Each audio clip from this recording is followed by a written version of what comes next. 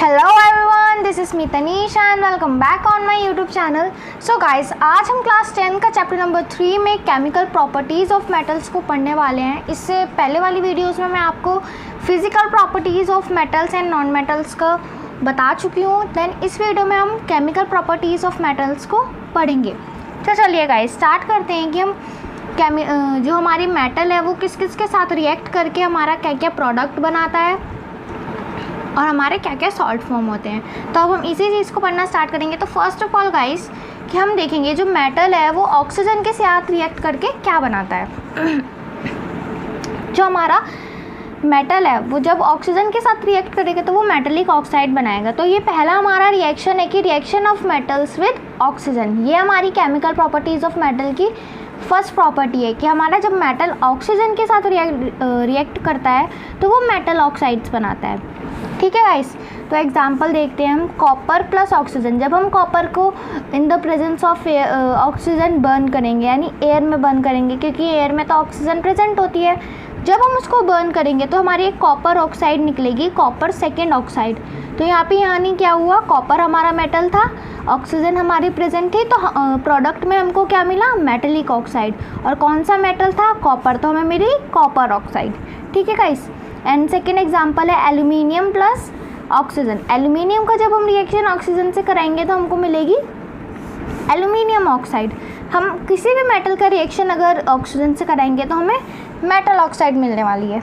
ठीक है गाइस, एक रिमार्क में हम एक पॉइंट पढ़ लेते हैं। Some metals like aluminium oxide, zinc oxide etcetera show both acidic and basic behaviour. Such metal oxides which react with both acids and bases to form salt and water called amphoteric oxides।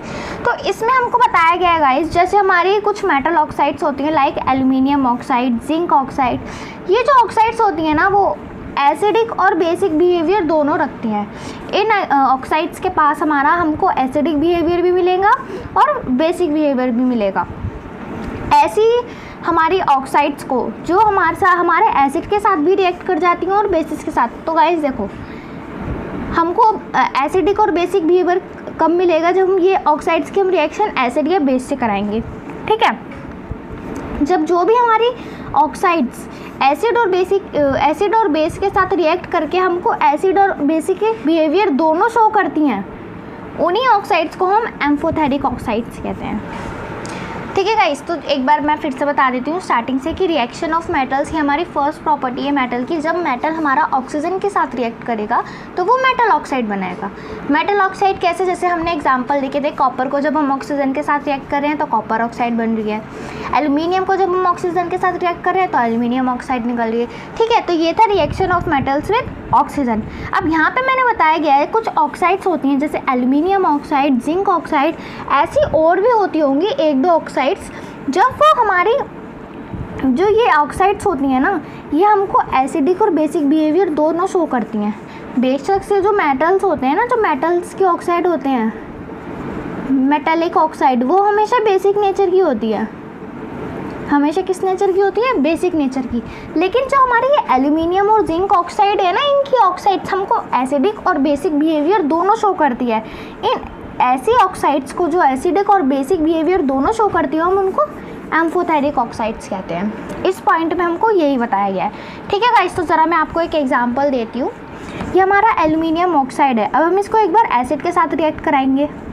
ठीक है, मैंने आपको बताया था ना, जब हम किसी भी ऑक्साइड को एसिड या बेस के साथ रिएक्ट कराएंगे तो वो सॉल्ट और वाटर देगी, यानी बहुत एसिडिक बिहेवियर भी दिखा रही है हमको यहाँ पर और बेसिक बिहेवियर भी दिखा रही है। ठीक है, तो उन्हीं को हम एम्फोथेरिक ऑक्साइड्स कहते हैं। तो एक बार हम देख लेते हैं, जब हम एल्यूमिनियम ऑक्साइड को HCl के साथ रिएक्ट कराएंगे तो भी हमारा सॉल्ट और वाटर निकलेगा।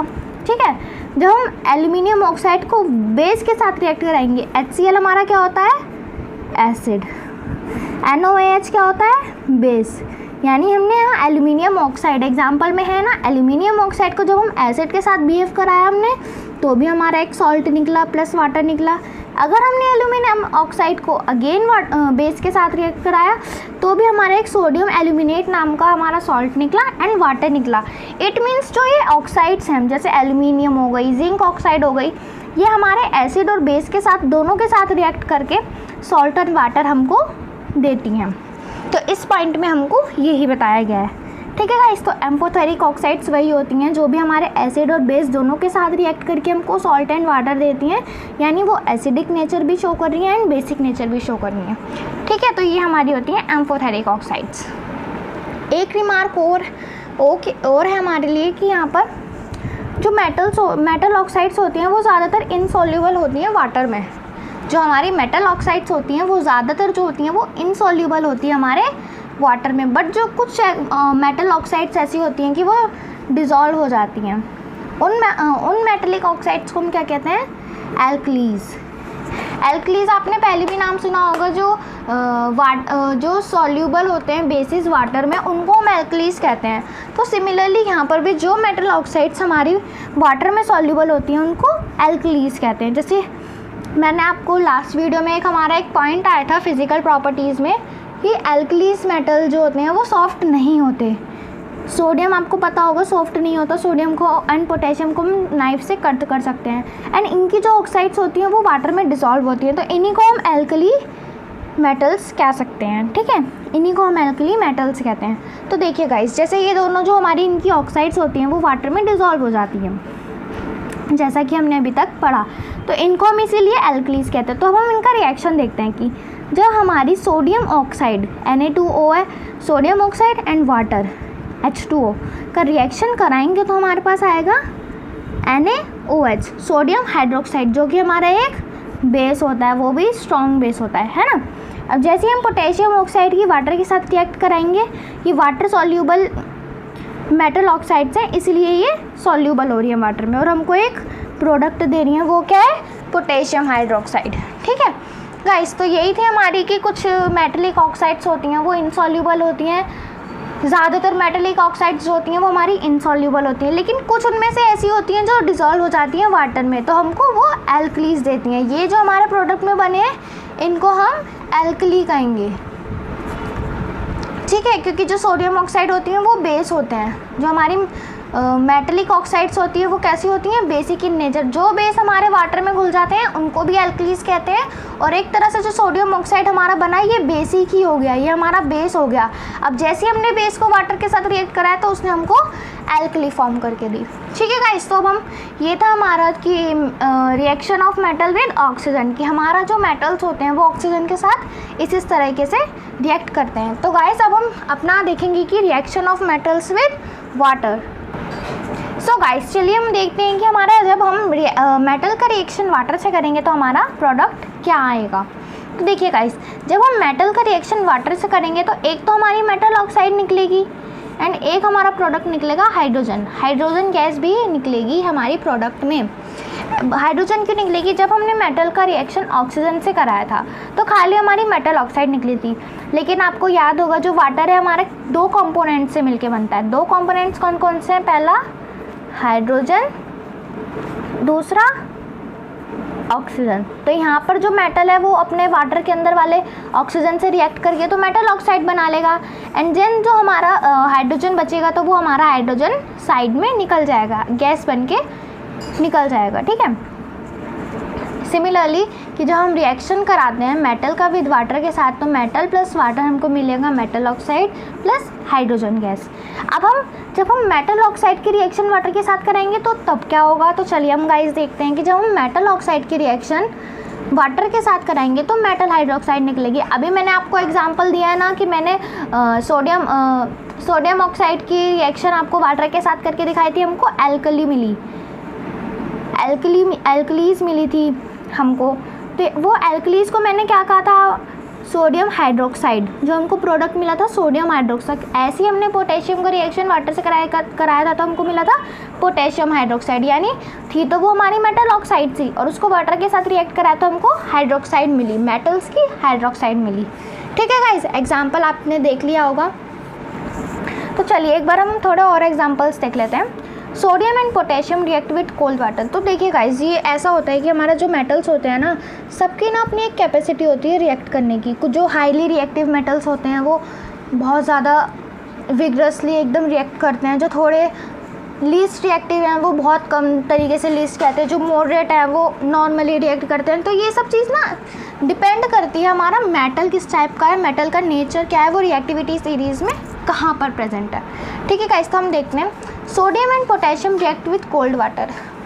और कुछ मेटल्स होते हैं, जैसे कुछ मेटल्स हो गए वो कोल्ड वाटर के साथ रिएक्ट कर रहे हैं, कुछ मेटल्स हो गए हॉट वाटर के साथ रिएक्ट कर रहे हैं। तो इस चीज़ पे भी डिपेंड करता है। मैंने अभी आपको सोडियम एंड पोटेशियम का बताया था, ये हमारे एल्कलीज भी होते हैं और ये हमारा एक एग्जांपल है। मेटल ऑक्साइड प्लस वाटर का रिएक्शन करेंगे तो मेटल हाइड्रोक्साइड का भी एग्जांपल है। जब जो हमारा सोडियम और पोटेशियम है वो हॉट वाटर के साथ रिएक्ट नहीं करेगा, ये सिर्फ हमारे कोल्ड वाटर के साथ रिएक्ट करते हैं। और ये इतना अचानक से इमीडिएटली रिएक्ट करते हैं कि इन हाइड्रोजन गैस इतनी इवॉल्व होती है कि ये एकदम से फायर को भी कैच कर सकते हैं। इनमें इतनी कैपेसिटी होती है, ये इतने हाईली रिएक्टिव होते हैं। तो अगर हम इनका रिएक्शन वाटर के साथ कराते हैं तो ये फायर को भी कैच कर सकते हैं बहुत आसानी से, क्योंकि ये बहुत हाईली रिएक्टिव मेटल्स होते हैं। सोडियम एंड पोटेशियम सबसे ऊपर आते हैं रिएक्टिविटी सीरीज़ में। ठीक है, तो हम पोटेशियम का रिएक्शन उससे कराएंगे वाटर से, तो हमारा निकलेगा potassium hydroxide plus hydrogen gas plus heat energy. यानी हीट एनर्जी हमारे कौन से रिएक्शन में निकलती है गाइस? हमने पढ़ा था चैप्टर नंबर 1 में कि जिस भी रिएक्शन में हमको प्रोडक्ट के साथ साथ हीट एनर्जी भी मिलती है, उन रिएक्शन को हम क्या कहते हैं? Exothermic reaction. ठीक है, तो ये हमने सोडियम एंड पोटेशियम का रिएक्शन कोल्ड वाटर से कराया था, हमको एक पोटेशियम हाइड्रोक्साइड मिली, हाइड्रोजन गैस मिली एंड हीट एनर्जी मिली। तो ये एक हमारा एक्सोथर्मिक रिएक्शन भी हो गया। सिमिलरली हमने सोडियम का रिएक्शन वाटर के साथ कराया तो हमको सोडियम हाइड्रोक्साइड मिला, हाइड्रोजन मिला एंड हीट एनर्जी मिली। ठीक है गाइस, तो ये था हमारा कि कुछ मेटल्स हमारे कोल्ड वाटर के साथ रिएक्ट करते हैं। अब हम और एग्जांपल्स देखते हैं कि reaction of calcium with water. Calcium भी हमारा एक मेटल है, ये भी हमारे हाई रिएक्टिव मेटल में ही माना जाएगा, क्योंकि ये भी ऊपर ही होता है हमारी रिएक्टिविटी सीरीज़ में, ऊपर ही होता है, तीसरे चौथे नंबर पे होता है ना। तो हम जब जैसे कैल्शियम का जो रिएक्शन कराएंगे वाटर के साथ, कैल्शियम ऐसा नहीं है कि हम ठंडे पानी के साथ कर रहा है, गर्म के साथ कर रहे हैं, ये नॉर्मल पानी के साथ रिएक्ट कर जाता है। ठीक है, तो कैल्शियम की जब हम वाटर के साथ रिएक्शन करेंगे तो क्या मिलेगा? Calcium hydroxide plus hydrogen gas. मैंने आपको बताया ना, मेटल जब वाटर के साथ रिएक्ट करेगा तो क्या मिलेगा? Metal oxide. यानी हमको मेटल ऑक्साइड मिल गई और हाइड्रोजन गैस मिल गई।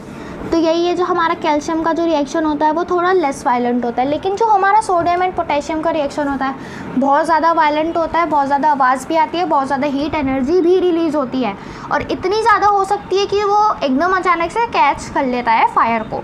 लेकिन जो हमारा रिएक्शन ऑफ कैल्शियम होता है वो कैच नहीं कर पाता एक्चुअली में, क्योंकि जो जैसे हम कैल्शियम को वाटर के साथ रिएक्ट कराएंगे तो हाइड्रोजन गैस निकलेगी।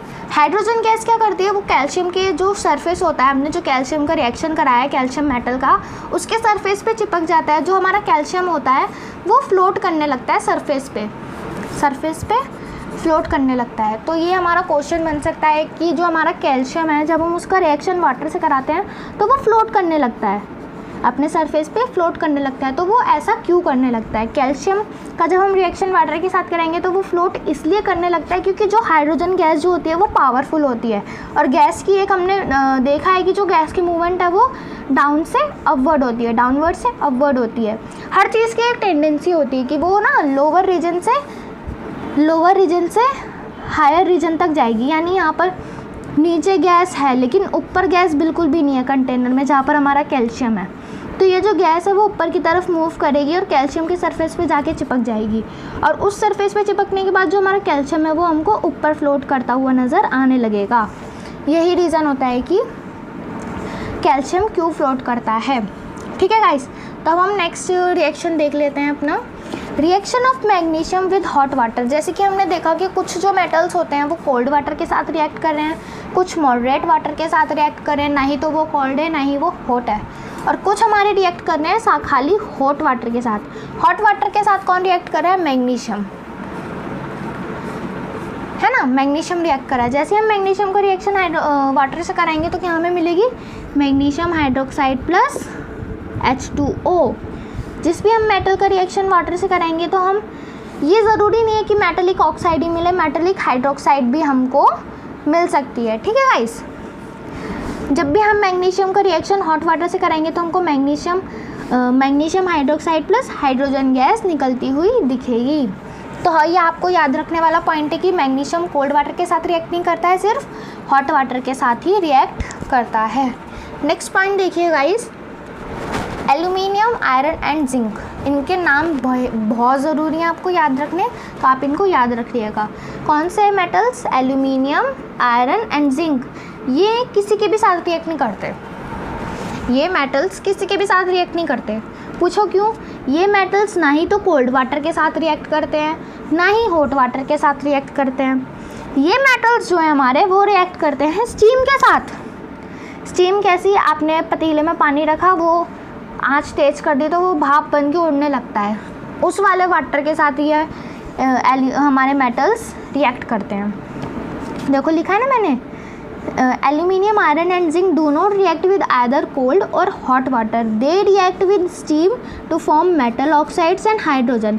ये तीन ऐसे हमारे मेटल्स हैं जो ना ही तो कोल्ड वाटर के साथ रिएक्ट करते हैं, ना ही हॉट वाटर के साथ रिएक्ट करते हैं। ये हमारे स्टीम के साथ रिएक्ट करते हैं मेटल ऑक्साइड और हाइड्रोजन बनाने के लिए। तो एग्जांपल देखो आप, एल्यूमिनियम है, हमने वाटर के साथ रिएक्ट करा और ये वाटर की स्टेट देख लो आप, यहाँ पे कौन सी है? गैसियस स्टेट है, लिक्विड स्टेट नहीं है, ना ही सॉलिड स्टेट है, ये हमारी गैसियस स्टेट है, यानी वेपर वाली फॉर्म। जैसे हमारा एल्यूमिनियम स्टीम के साथ रिएक्ट करेगा तो वो metal oxide plus hydrogen gas निकाल देगा। ठीक है, यहाँ पे मैंने आपको यही बताया, ये तीन मेटल्स ऐसे हैं जो हमारे कोल्ड और हॉट वाटर के साथ रिएक्ट नहीं करते हैं, ओनली स्टीम के साथ रिएक्ट करते हैं। एल्यूमिनियम को हमने वाटर से रिएक्ट करवाया, वो भी कौन से वाटर से? गैसियस फॉर्म वाले वाटर से। तो हमारा क्या मिला हमको प्रोडक्ट में? Metal oxide and hydrogen gas. Similarly हम एग्जांपल लेते हैं आयरन का। आयरन का जब हम रिएक्शन वाटर के साथ कराएंगे, वो भी गैसियस फॉर्म वाले वाटर के साथ, तो हमारा आयरन ऑक्साइड निकलेगा एंड H2 गैस निकलेगा। ठीक है गाइस, तो ये जो थे ना हमारे जितने भी रिएक्शंस पढ़े हमने मेटल के वाटर के साथ, ये उनकी रिएक्टिविटी सीरीज़ पे डिपेंड कर रहा था। कोई मेटल था वो कोल्ड के साथ रिएक्ट कर रहा है, कोई हमारा मॉडरेट के साथ रिएक्ट कर रहा है, कोई हमारा हॉट के साथ रिएक्ट कर रहा है, और कोई हॉट और कोल्ड दोनों के साथ ही रिएक्ट नहीं कर रहा है ना, कोई हमारा स्टीम के साथ रिएक्ट कर रहा है। तो ये हमारी रिएक्टिविटी सीरीज़ पे डिपेंड करता है कि कौन सा मेटल कहाँ एग्जिस्ट कर रहा है, जिस वजह से वो किस तरह के वाटर से रिएक्ट कर रहा है। अब हमारे कुछ मेटल्स आते हैं जो किसी भी के वाटर के साथ ही रिएक्ट नहीं करते। लेड, कॉपर, सिल्वर, गोल्ड, ये ऐसे मेटल हैं जो किसी भी तरीके के पानी के साथ रिएक्ट नहीं करेंगे, ना स्टीम, ना कोल्ड, ना हॉट, किसी भी तरीके के वाटर के साथ रिएक्ट नहीं करेंगे। सो गाइज, ये था हमारा reaction of metals with water. ये हमारा टॉपिक यहीं पर ही ख़त्म होता है। मैंने आपको reaction of metals with oxygen, reaction of metals with water दोनों बता चुकी हूँ। अब हमारा एक और टॉपिक है मेटल का, जिसमें हम मेटल का रिएक्शन एसिड के साथ कराएंगे। चलिए हम उसको पढ़ना स्टार्ट करते हैं। तो चलिए गाइस, अब हम पढ़ने वाले हैं अपना reaction of metals with acid, कि हमारा जब जो मेटल है वो एसिड के साथ रिएक्ट करेगा तो वो हमको प्रोडक्ट में क्या देने वाला है। तो गाइस आपको दिख ही रहा होगा कि हम जब हमारा मेटल एसिड के साथ रिएक्ट करेगा तो वो हमको सॉल्ट प्लस हाइड्रोजन गैस देने वाला है। जब भी हमारा जो मेटल है वो एसिड के साथ रिएक्ट करेगा तो वो हमको सॉल्ट देगा एंड हाइड्रोजन गैस देगा। तो हम एग्जाम्पल से समझते हैं इस बात को। मैग्नीशियम हमारा क्या है? मेटल है। जब हम उसको HCl के साथ रिएक्ट करेंगे, HCl हमारा क्या है? हाइड्रोक्लोरिक एसिड, बहुत ही स्ट्रॉन्ग एसिड माना जाता है हमारा HCl। ठीक है, जब भी हमारा मेटल एसिड के साथ रिएक्ट करेगा तो हमको सॉल्ट देगा, यानी मैग्नीशियम क्लोराइड हमारा क्या निकला है यहाँ पर? सोल्ट, एंड साथ में हमारी क्या निकली है? Hydrogen gas. Similarly one more reaction we are जो हम देखने वाले हैं वो है जिंक प्लस HCl। जिंक हमारा मेटल है, उसको हम एसिड के साथ रिएक्ट करेंगे तो हमको क्या मिलना है? सॉरी गाइज, यहाँ पे ना जिंक क्लोराइड मिलने वाला है हमको और हमारी हाइड्रोजन गैस मिलेगी। जब हम अपने जिंक का रिएक्शन HCl के साथ कराएंगे तो हमको जिंक क्लोराइड मिलेगा एंड हमारा हाइड्रोजन गैस मिल जाएगी। ठीक है गाइस, तो इसमें हमको पता चलता है जब भी हमारा मेटल एसिड के साथ रिएक्ट करेगा तो हमको सॉल्ट मिलेगा एंड हाइड्रोजन गैस मिलेगी। ये दो हमारे जो भी थे, मैग्नीशियम क्लोराइड, जिंक क्लोराइड, ये हमारे सॉल्ट थे। ठीक है, और हाइड्रोजन गैस तो होती ही हाइड्रोजन गैस है। तो अब हम एक पॉइंट पढ़ने वाले हैं रिमार्क का, when metal react with nitric acid the hydrogen gas is not evolve. जब भी हम मेटल का रिएक्शन कराएंगे नाइट्रिक एसिड के साथ, जब भी हम मेटल का रिएक्शन कराने वाले हैं नाइट्रिक एसिड के साथ, जो हमारी हाइड्रोजन गैस है वो हमको नहीं मिलेगी। इसके पीछे भी एक रीज़न होता है कि हमको हाइड्रोजन गैस क्यों नहीं मिलेगी, क्योंकि अभी मैंने आपको बताया जब भी कोई मेटल हम एसिड के साथ रिएक्ट करेंगे मेटल का, तो हमको सॉल्ट भी मिलने वाला है एंड हाइड्रोजन गैस भी मिलने वाली है। तो यहाँ पर ये एक एग्जाम्पशन कैसे आ गया कि जब भी हम मेटल का रिएक्शन कराएंगे नाइट्रिक एसिड के साथ तो हमको हाइड्रोजन गैस नहीं मिलेगी। सो गाइस, चलिए इसका रीज़न समझते हैं कि हमको यहाँ पर हाइड्रोजन गैस क्यों नहीं मिलेगी जब भी हम किसी मेटल का रिएक्शन नाइट्रिक एसिड से जब करवाएंगे। Because HNO3 is a strong oxidising agent. हमने क्लास 10th के ही चैप्टर नंबर 1 में पढ़ा था कि रिड्यूसिंग एजेंट क्या होते हैं एंड ऑक्सीडाइजिंग एजेंट क्या होते हैं। ऑक्सीडाइजिंग एजेंट वो होते हैं जो खुद को रिड्यूस करके सामने वाले को ऑक्सीडाइज कर देते हैं। सिमिलरली जो हमारा यहाँ पर HNO3 है यानी नाइट्रिक एसिड, खुद ये रिड्यूस हो जाता है। रिड्यूस कैसे? खुद में से ऑक्सीजन निकाल कर H2 में ऑक्सीजन ऐड कर देता है। ये खुद में से ऑक्सीजन को रिमूव करके H2 में ऑक्सीजन ऐड कर देता है, जिस वजह से ये एक स्ट्रॉन्ग ऑक्सीडाइजिंग एजेंट माना जाता है। ठीक है गाइस, जब भी हम किसी मेटल का रिएक्शन नाइट्रिक एसिड के साथ करेंगे हमको हाइड्रोजन गैस नहीं मिलेगी। क्यों नहीं मिलेगी? क्योंकि हमारा नाइट्रिक एसिड जो है बहुत ही स्ट्रॉन्ग ऑक्सीडाइजिंग एजेंट माना जाता है। ये खुद को रिड्यूस कर देता है। रिड्यूस मतलब खुद में से ऑक्सीजन को हटा देता है एंड देन ऑक्सीडाइज हाइड्रोजन। खुद में से ऑक्सीजन को हटाकर ये हाइड्रोजन में ऑक्सीजन ऐड कर देता है। इट मीन्स वो H2 के साथ ऑक्सीजन मिलके क्या फॉर्म कर देता है? हमारा वाटर। यहाँ पे हमारी हाइड्रोजन गैस के साथ ऑक्सीजन मिलते ही वो वाटर में कन्वर्ट हो जाता है and form nitrogen oxide and dioxide. अब गाइस आपको बिल्कुल अच्छे से समझ में आ गया होगा कि जो हमारा नाइट्रिक एसिड के साथ हम किसी भी मेटल का रिएक्शन करेंगे तो वो हाइड्रोजन गैस क्यों नहीं निकालेगा, क्योंकि हाइड्रोजन गैस निकालने के लिए हमको यहाँ पर सिर्फ हाइड्रोजन चाहिए। लेकिन ये खुद ऑक्सीडाइजिंग एजेंट है, खुद रिड्यूस होके H2 में ऑक्सीजन ऐड कर देता है, तो ये हाइड्रोजन गैस हमारी ऑक्सीजन के साथ रिएक्ट करके वाटर बन जाती है। तो हमारी हाइड्रोजन गैस हमको कहाँ से मिलेगी? क्योंकि वो वाटर बन गई और ये खुद क्या बन जाता है? Nitrogen oxide and nitrogen dioxide. ठीक है, ये हमारा एक रिमार्क पॉइंट था, बहुत ही इंपॉर्टेंट पॉइंट था, आपको याद रखने की ज़रूरत है इसको। ओके, तो अब हम एक और चीज़ देख लेते हैं, मैग्नीशियम एंड मैंगनीज़। ये दो हमारे ऐसे मेटल्स हैं, मैग्नीशियम एंड मैंगनीज़, जो बहुत हल्का सा रिएक्ट करते हैं, वेरी डाइल्यूटली रिएक्ट करते हैं हमारे नाइट्रिक एसिड के साथ और क्या फॉर्म करते हैं? Hydrogen gas. ये हमारे दो ऐसे मेटल्स हैं जो नाइट्रिक एसिड के साथ रिएक्ट करके क्या निकालते हैं? Hydrogen gas. लेकिन बाकी कोई भी मेटल ले लोगे तो आप वो हाइड्रोजन गैस नहीं निकालेंगे। ठीक है, तो ये मेटल्स के नाम भी याद रखने की ज़रूरत है आपको एंड ये पॉइंट भी बहुत इंपॉर्टेंट है, आपको याद रहेगा तो बहुत ही अच्छा है आपके लिए, आपको प्रॉफिट है इसमें। ठीक है गाइस, तो हमने देख लिया कि reaction of metal with acid कैसे होता है। रिएक्शन हमारा जब मेटल के साथ होगा एसिड का, सॉल्ट एंड हाइड्रोजन निकलेंगे। सिमिलरली जब हमारा मेटल का रिएक्शन नाइट्रिक एसिड के साथ होगा तो हमको सॉल्ट तो मिलेगा लेकिन हाइड्रोजन गैस नहीं मिलेगी, क्योंकि ये खुद एक बहुत स्ट्रॉन्ग ऑक्सीडाइजिंग एजेंट है, जिसकी वजह से ये ऑक्सीजन को रिमूव करके H2 में ऐड कर देता है। ऐड होने के बाद जो H2 है वो हमारा वाटर बन जाता है ऑक्सीजन ऐड होने के बाद, एंड खाली सिर्फ नाइट्रोजन एंड नाइट्रोजन डाइऑक्साइड बचती है। अब यहाँ पर हमारा मैग्नीशियम एंड मैंगनीज, हमने ऐसे दो मेटल्स के नाम बताए जो कि बहुत डाइल्यूटली हमारे नाइट्रिक एसिड के साथ रिएक्ट करते हैं एंड देन हमको हाइड्रोजन गैस प्रोवाइड कराते हैं। ठीक है गाइस, तो ये था हमारा reaction of metals with acid. And then हमारा एक टॉपिक और है कि हम जब मेटल का रिएक्शन किसी अदर सॉल्यूशन के साथ कराएंगे, वो भी मेटल का ही सॉल्यूशन होगा, तो हमारा क्या होगा? एक बार और रिपीट कर देती हूँ मैं, जब हम रिएक्शन कराएंगे मेटल का ही रिएक्शन हम किसी और सॉल्यूशन के साथ कराएंगे, वो सॉल्यूशन किसका होगा? वो भी मेटल का ही सॉल्यूशन होगा। तो क्या होगा?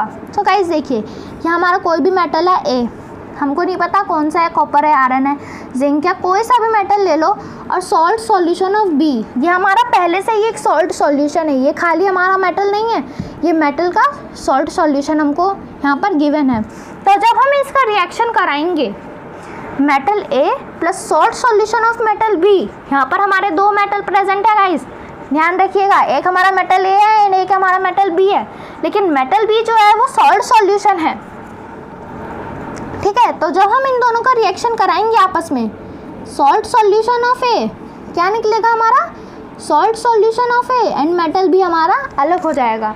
तो गाइज ये जो रिएक्शन है ना, थोड़ा जाना पहचाना है आप लोगों के लिए।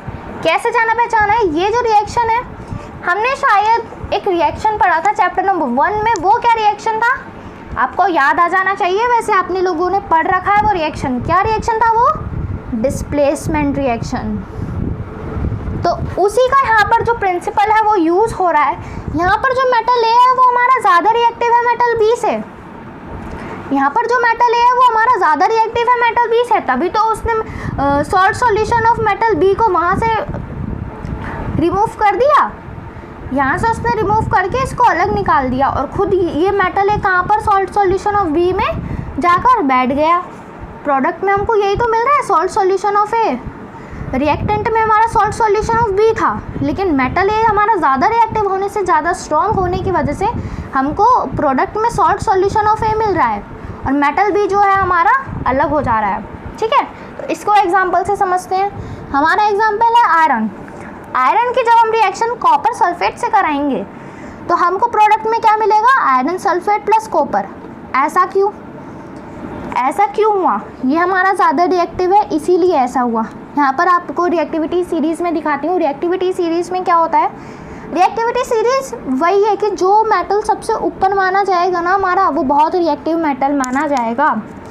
ये जो मेटल्स हैं ना, ये बहुत रिएक्टिव मेटल्स हैं कि हमको हमारा किसको डिनोट करता है, potassium, Na sodium, Ca calcium, Mg magnesium, Al aluminium, zinc, iron, Pb lead, H hydrogen, Cu copper, mercury, silver, gold, ये सारे कैसे हैं, सबसे ऊपर मोस्ट माने जाएंगे, मोस्ट रिएक्टिव। बीच में जो आएंगे हमारे वो मतलब मॉडरेट, ना ही ज़्यादा रिएक्टिव ना ही ज़्यादा कम रिएक्टिव, ना ही ज़्यादा बहुत ज़्यादा रिएक्टिव। बीच में हमारे ऐसे होंगे जो बिल्कुल बीच बीच के हैं, मिडल के, ना ज़्यादा ना कम, ठीक है।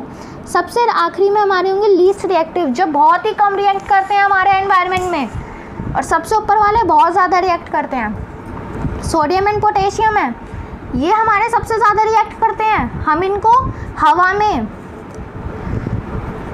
एयर में और वाटर में खुला नहीं छोड़ सकते हैं। क्यों नहीं छोड़ सकते, क्योंकि ये इतने ज़्यादा रिएक्टिव हैं कि ये वाटर एंड एयर के साथ रिएक्ट करके हाइड्रोजन गैस को उत्पन्न करके हाइड्रोजन गैस को बना लेंगे, और हाइड्रोजन गैस क्या करेगी, इनकी हेल्प करेगी फायर को कैच करने में। तो यानी ये हमारे एयर और वाटर के साथ रिएक्ट करके कैच कर लेते हैं, हमारी अपनी फायर को कैच कर लेते हैं, बहुत ज़्यादा रिएक्टिव होते हैं, ठीक है।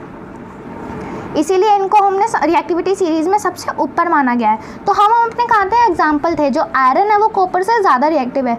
देखो आप, हमारा आयरन कहाँ पर है, यहाँ पर, और कॉपर यहाँ पर है। ये जो लाइन है ना गाइस, ये इसी के नीचे की है, जगह दी थी तो इसलिए मैंने यहाँ पर लिख दी।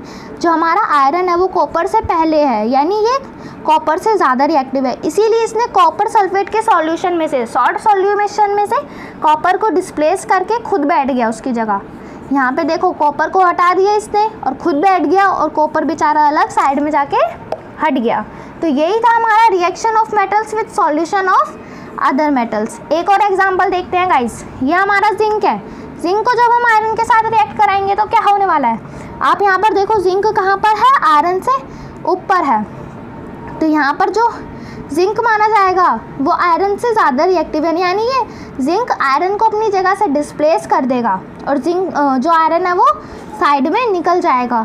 जिंक को हमने आयरन सल्फेट के साथ रिएक्ट कराया तो जिंक ज़्यादा रिएक्टिव था आयरन से, तो उसने उसको अपनी जगह से डिस्प्लेस कर दिया, यानी जिंक आयरन की जगह पे जाके बैठ जाएगा, एंड जो आयरन है वो जिंक की जगह पे आ जाएगा, साइड में निकल जाएगा। सो गाइज, यही था हमारा reaction of metals with acid and reaction of metals with solution of other metals. हमने रिएक्टिविटी सीरीज़ वगैरह सब पढ़ लिए हैं। तो गाइज, ये थे हमारे केमिकल प्रॉपर्टीज़ ऑफ मेटल्स, जिसमें हमने काफ़ी सारे रिएक्शंस पढ़े, काफ़ी सारी चीज़ें आपको सीखने को मिली होंगी, काफ़ी सारे रिमार्क भी मैंने बताए कि क्या क्या चीज़, और हर चीज़ के पीछे अपना एक रीज़न होता है, वो भी हमने जाना।